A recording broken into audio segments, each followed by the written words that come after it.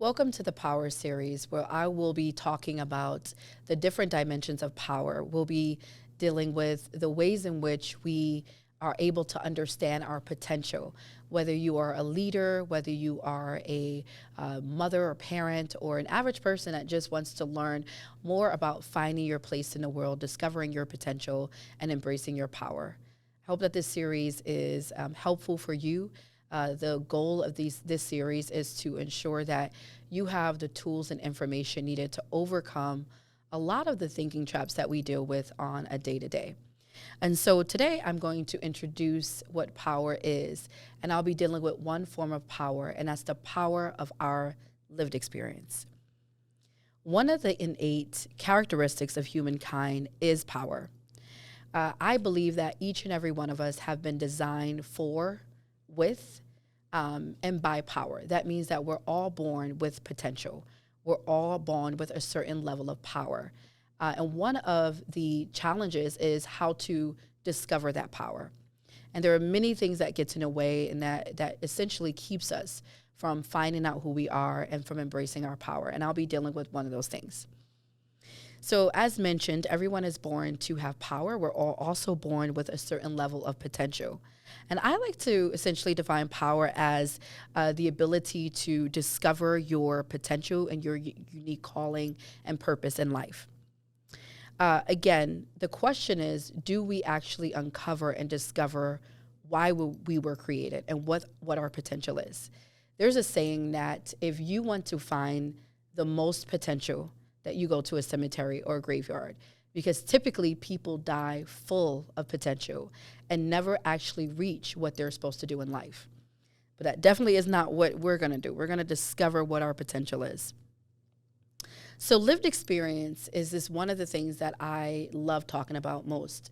Lived experience is essentially defined as something that you have gone through, or whether it's a challenge or an obstacle.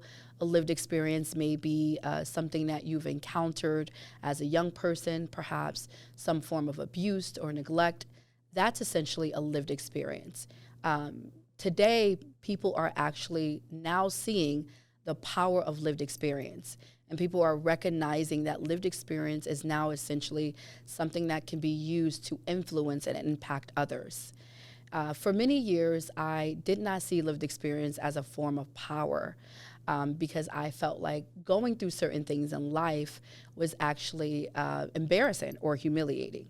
But it wasn't until, I want to say very recently, about maybe 5 years ago, that I began to uncover the power of my own lived experiences. And so I want to talk to you a little bit about that in hopes that it will free you to also talk about yours.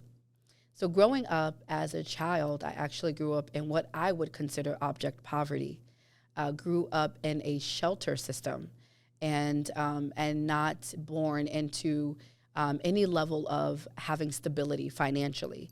And so my parents were struggling. Both of them were unemployed, and my siblings and I and parents were living in a shelter for about the first 5 years of my life. I also grew up witnessing a lot of domestic violence. And I like to tell this story now because I think it helps others to understand that no matter where you come from in life, it does not dictate or determine where you're going. And so for me, that lived experience was poverty. It was homelessness. It was watching abuse in my own home. And then to add some other layers of trauma to that, it was also going through neglect and abuse myself, as well as experiencing community violence. So watching a lot of neighbors and people that lived in my community murdered. And so dealt with this for many, many years. And this is actually what spun me and led me into what I do today, which is running an agency for children and families, and also helping others to establish their nonprofit organizations.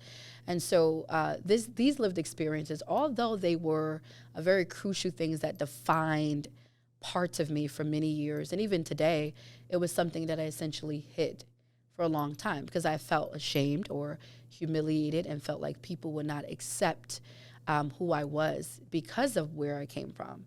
But I didn't know that those weaknesses essentially, or the things that I went through, were actually the key to uncovering my potential. But there was a journey to that. There's a story to that. And there were many thinking traps that I had to uncover.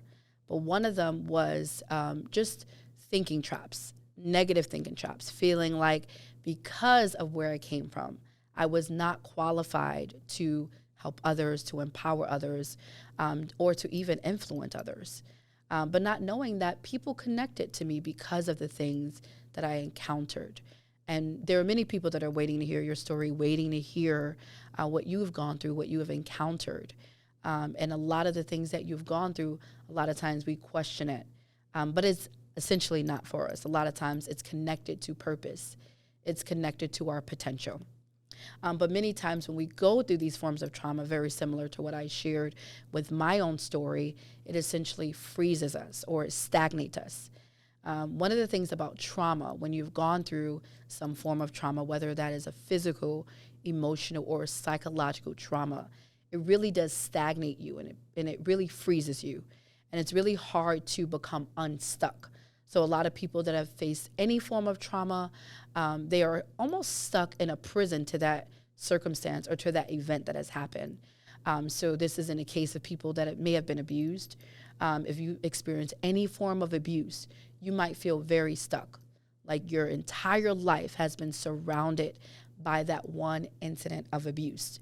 And you may almost feel powerless. And that's essentially what trauma also does. It essentially strips you of your power. But in reality, that power is still yours, but it's up to you to uncover and to recognize it. And so one of the things I want us to think about is to take inventory of our own lives and think about ways in which things that we have encountered or things that we have gone through may have stripped us of our voice, of our decision making, of recognizing our own greatness, of understanding and recognizing our potential, and having the ability to walk into that potential or to embrace who we are. One of the things I also want to share is many times, especially growing up in my college years, I would be very fearful. Fear was one of the things that essentially stopped me from speaking. I would often feel like nobody wants to listen. No one wants to hear what I have to say, but that is far from the truth. People not only want to hear you, but they need to hear your story. And so fear was one of the things that stopped me from speaking up. But there was one quote that I remember living by, and I don't have the full quote in front of me, but it starts off with saying our deepest fear is not that we are inadequate, but that we are powerful beyond nature. And I think that is where we get stuck. That is our fear. Our fear is not essentially, are we going to fail? Are people not going to like us? Am I going to do it right? Am I going to fumble? Our fear is that, what if I succeed? What if I uncover all these gifts and talents that have been laying on the inside of me? What do I do with it now? I want to encourage you to really start to uncover, why are you in this world? What have you been born to do? What are your talents? What are your gifts? What are you not giving? Where are the places in your life where you have felt stuck and where you have felt stagnant? And what are some of the things that you can do to begin to deal with some of them thinking traps, similar to what I just talked about? I also want you to think about your own lived experience, whether it is trauma or whether it's something else. And how can you connect to those lived experience and begin to tell your story from a place of power? I believe that you have the power and it's never been taken from you. And in fact, the important thing to remember is that the power that you possess, no one can take.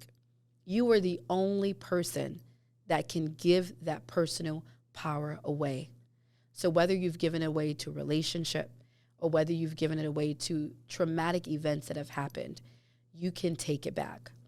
You can take back your personal power. You can change your own narrative, and you can actually start to uncover your potential and your place in this world. So that is the beginning of our Power series. But please stay tuned, because next week I'll be dealing with another dimension and form of power.